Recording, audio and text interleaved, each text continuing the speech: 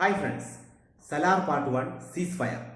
ഈ പടത്തിന് ഇപ്പോൾ അത്യാവശ്യം നെഗറ്റീവ് ടു മിക്സ് റിവ്യൂസ് വരുന്നതായി കാണുന്നു. അതൊക്കെ ഓരോ ആൾക്കാരുടെ പേഴ്സണൽ ചോയ്സ് ആണ്. ഞാൻ ഈ പടം കാണാനിടയ ബാക്ക്ഗ്രൗണ്ട് ഒന്ന് പറയാം.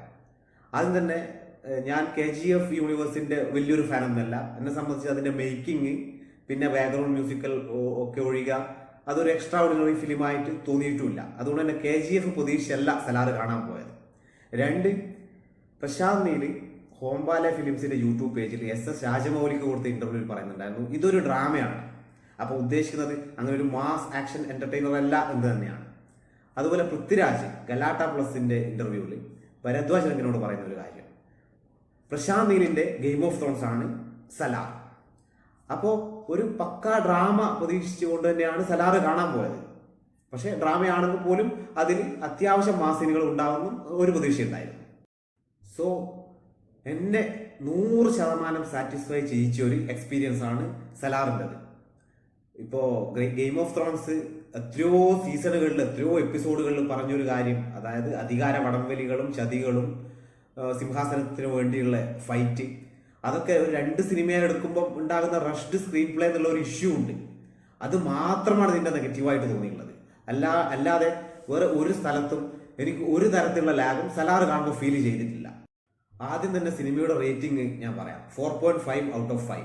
ഈ 1/2 പോയിന്റ് കുറച്ച് എന്തിനാണെന്ന് വെച്ചാൽ അവസാനം സിനിമയുടെ അവസാനം ഉണ്ടാകുന്ന ഒരു റഷ് കൊണ്ട് നമുക്ക് ചെറിയ കൺഫ്യൂഷൻസ് ഉണ്ടാവും. അതുപോലെ ചിലരുടെ പെർഫോമൻസ് അത് നെഗറ്റീവാന്ന് പറയില്ല, ഒരു ആവറേജ് പെർഫോമൻസ്. ഇതിൽ ഈശ്വരി റാവു അവതരിപ്പിച്ച അമ്മ കഥാപാത്രവും പിന്നെ ശ്രുതി ഹാസൻ, അവർക്ക് വലിയ റോളൊന്നും ഇതിലില്ല. അത് ജസ്റ്റ് ആവറേജ് ആയി തോന്നി, ഒരിക്കലും മോശം എന്നല്ല. ആ ക്യാരക്ടർ അങ്ങനെ എഴുതിയതുകൊണ്ടായിരിക്കാം അങ്ങനെ ചെയ്യേണ്ടി വന്നത്. അല്ലാതെ ഇതിൽ വേറൊരു നെഗറ്റീവ് എനിക്ക് കാണാൻ കഴിഞ്ഞില്ല. ഇനി പറയാനുള്ളതെല്ലാം പോസിറ്റീവ് ആയതുകൊണ്ട് ഓരോ പോസിറ്റീവായിട്ട് പറയാം. നമ്പർ 1, പ്രശാന്ത് നീലിന്റെ മേക്കിംഗ്. ഇതിനിപ്പോൾ കരിപ്പൊടി യൂണിവേഴ്സ്, കൽക്കരി യൂണിവേഴ്സ്, കോൾ യൂണിവേഴ്സ് എന്നൊക്കെ പറയാമെങ്കിലും ഇന്ത്യൻ സിനിമയിൽ ഈ ഒരു ബാക്ക്ഗ്രൗണ്ട് വെച്ചിട്ട് പടം എടുക്കാൻ വേറൊരു സംവിധായകനില്ല. അത്രയും ഗംഭീരമായ രീതിയിൽ സലാറിന്റെ വേൾഡ് ബിൽഡിങ് പ്രശാന്ത് നീലിന് ചെയ്യാൻ വേണ്ടി കഴിഞ്ഞിട്ടുണ്ട്. രണ്ടാമത്തെ പോസിറ്റീവ്, പ്രഭാസ്.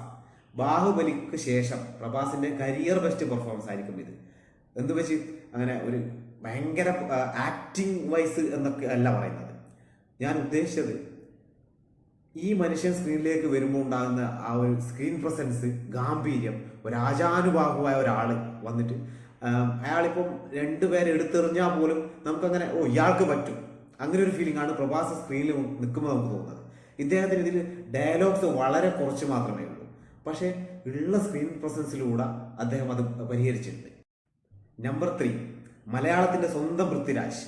ഒരു മലയാളി നടന് ഒരു പാൻ ഇന്ത്യൻ ചിത്രത്തിൽ കിട്ടുന്ന ഏറ്റവും മികച്ച റോള്, അതിന്റെ ഏറ്റവും മികച്ച എക്സിക്യൂഷൻ, ഏറ്റവും മികച്ച ഡെലിവറി, അതാണ് പൃഥ്വിരാജിന്റെ വരദരാജ മന്നാർ.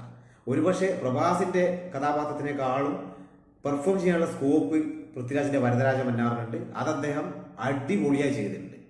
അതുകൊണ്ടായിരിക്കുമല്ലോ പ്രശാന്ത് നീൽ പൃഥ്വിരാജിന്റെ ഡേറ്റിന് വേണ്ടി അത്രയും കാത്തിരുന്നത്.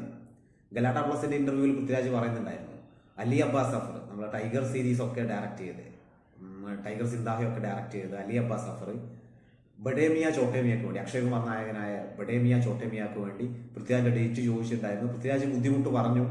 പക്ഷേ അക്ഷയ് കുമാറിനോട് ചോദിച്ചപ്പോൾ അക്ഷയ് പറഞ്ഞു പൃഥ്വിരാജിന്റെ ഡേറ്റിന് വേണ്ടി നമുക്ക് വെയിറ്റ് ചെയ്യാം. അപ്പോൾ ഒരു മലയാളി താരത്തിന്റെ റേഞ്ചാണ് അത് കാണിക്കുന്നത്. നമ്മളിൽ പലരും അദ്ദേഹത്തിന്റെ ഡീഗ്രേഡ്, അനാവശ്യമായ ഡീഗ്രേഡ് എന്ന് ഞാൻ ശ്രദ്ധിച്ചിട്ടുണ്ട്. പൃഥ്വിരാജ് അത്രയും ഡീഗ്രേഡ് ആക്കുന്ന ഒരു നടനായിട്ട് തോന്നിയില്ല ഇതുവരെ.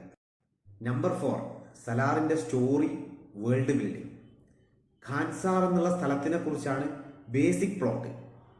പക്ഷേ ഫസ്റ്റ് ഹാഫിൽ കാണിക്കുന്നത് ഈ 2 മെയിൻ ലീഡ്സ്, ദേവ, വരദരാജ മന്നാർ, ഇവരുടെ ബോണ്ടിങ്, കുട്ടിക്കാലത്തുള്ള ബോണ്ടിങ്, അതിനുശേഷം ദേവയുടെ ജീവിതത്തിൽ നടക്കുന്ന കുറച്ച് കാര്യങ്ങൾ, ഇന്റർവൽ സീനാകുമ്പോഴാണ് പൃഥ്വിരാജ് വരുന്നത്, അവിടെ ഉണ്ടാകുന്ന എലിവേഷൻ സീൻസ്. സെക്കൻഡ് ഹാഫിൽ ഖാൻസാർ എന്നുള്ള സ്ഥലത്തിനെ കുറിച്ചുള്ള എക്സ്പ്ലനേഷൻ, എന്താണ് ഖാൻസാർ, അവിടുത്തെ ഭരണം, അവിടുത്തെ മന്ത്രിസഭ പോലത്തെ ഒരു സെറ്റപ്പ്, ഗോത്രവർഗ്ഗങ്ങളെ കുറിച്ചുള്ള ഡീറ്റെയിൽസ്, അതെല്ലാം വ്യക്തമായിട്ട് പ്രേക്ഷകരിലേക്ക് എത്തിക്കാൻ പ്രശാന്തിൽ ശ്രമിച്ചിട്ടുണ്ട്. പക്ഷെ അവിടെയുള്ള ചെറിയൊരു നെഗറ്റീവ്, അത് കുറച്ച് റഷ്ഡാണ്. അപ്പോൾ നമുക്ക് കൺഫ്യൂഷൻ വരും. പൊന്നിയിൻ സെൽവം കാണുമ്പോൾ ഉണ്ടായ ആ ഒരു കൺഫ്യൂഷൻ ഇവിടെ ചിലപ്പോൾ ഉണ്ടായേക്കാം. പക്ഷെ അത് പാർട്ട് 2 എന്തായാലും അവർ റെക്ടിഫൈ ചെയ്യാൻ ചാൻസ് ഉണ്ട്. പോസിറ്റീവ് നമ്പർ 5, ഈ പടത്തിന്റെ സെറ്റ് അല്ലെങ്കിൽ VFX. അത് പറയാൻ കാരണം ഇത് VFX ആണോ അല്ലയോ എന്ന് മനസ്സിലാവുന്നില്ല. അത്രയും VFX ആണെങ്കിൽ അത്രയും മികച്ച VFX, സെറ്റ് ആണെങ്കിൽ അത്രയും നല്ല സെറ്റ്. ഗലാട്ട പ്ലസിന്റെ ഇന്റർവ്യൂവിൽ പൃഥ്വിരാജ് ഭരദ്വാജനോട് പറയുന്നുണ്ടായിരുന്നു, നിങ്ങൾ സമയം കിട്ടുമ്പോൾ സലാറിന്റെ സെറ്റ് ഒന്ന് കാണും, ഇന്ത്യൻ സിനിമകളിൽ തന്നെ ഏറ്റവും മികച്ച സെറ്റാണ് അത്. അപ്പോൾ കുറേ VFXും കുറേ സെറ്റായിരിക്കാണ് ചാൻസ്. ഖാൻസാർ എന്നുള്ളൊരു പ്ലേസിനെ നമുക്ക് ഇത് റിയൽ ആണല്ലോ എന്ന് തോന്നുന്ന തരത്തിലാണ് ഇതിന്റെ സെറ്റ് അല്ലെങ്കിൽ VFX ചെയ്തിരിക്കുന്നതായി തോന്നിയത്.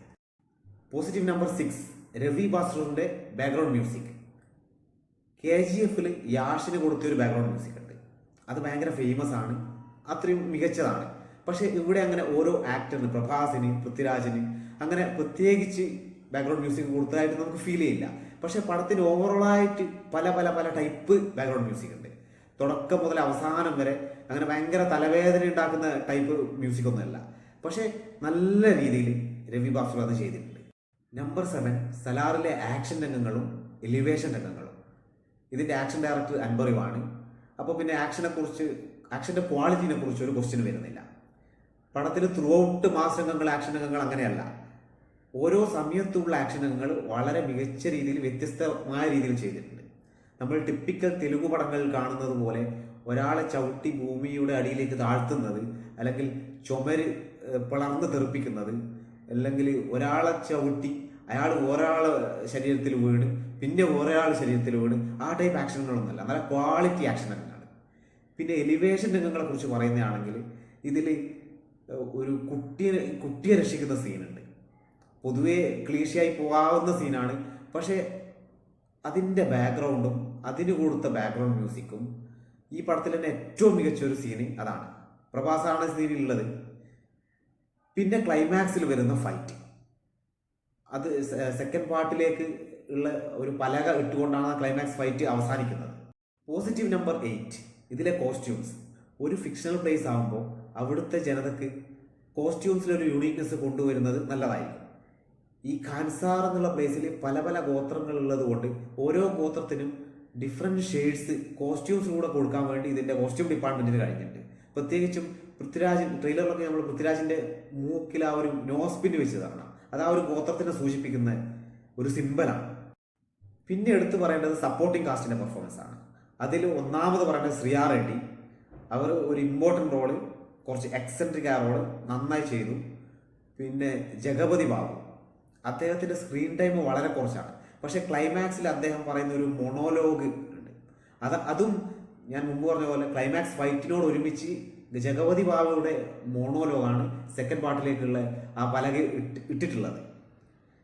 പിന്നെ പറയേണ്ടത് നമ്മുടെ KGFലെ വില്ലൻ ഗരുഡയെ എത്തിയ രാമചന്ദ്ര രാജു, അദ്ദേഹം മികച്ച റോളുണ്ട്. പിന്നെ ലൂസിഫറിലെ ജോൺ വിജയ്, ആ പോലീസുകാരനല്ലേ, എൻ്റെ പിള്ളേരെ തൊടുന്നോടാ ആ സീനിലുള്ള പോലീസുകാരൻ ജോൺ വിജയ്, നല്ല റോളുണ്ട്. പിന്നെ ബോബി സിംഹയുണ്ട്. പിന്നെ മുമ്പ് പറഞ്ഞ പോലെ ഈശ്വരി റാവു, ശ്രുതി ഹാസൻ ആവറേജ് റോൾസ് ആണ്. ടോട്ടലായി നോക്കുമ്പോൾ സപ്പോർട്ടിംഗ് കാസ്റ്റും മികച്ച രീതിയിൽ പെർഫോം ചെയ്തിട്ടുണ്ട്. ഇനി സലാറിനെ കുറിച്ച് ഒറ്റ വാക്യത്തിൽ പറയാൻ പറഞ്ഞാൽ ഞാൻ പറയുന്നത് ഈ കാര്യമാണ്: പൊന്നിയിൻ സെൽവൻ പ്രശാന്തിയിലെടുത്താൽ എങ്ങനെയിരിക്കും, അതാണ് സലാർ. എന്നെ സംബന്ധിച്ച് completely satisfying experience. Salaar part 2 ശൗര്യംഗ പർവ്വത്തിന് വേണ്ടി വെയിറ്റിംഗ്.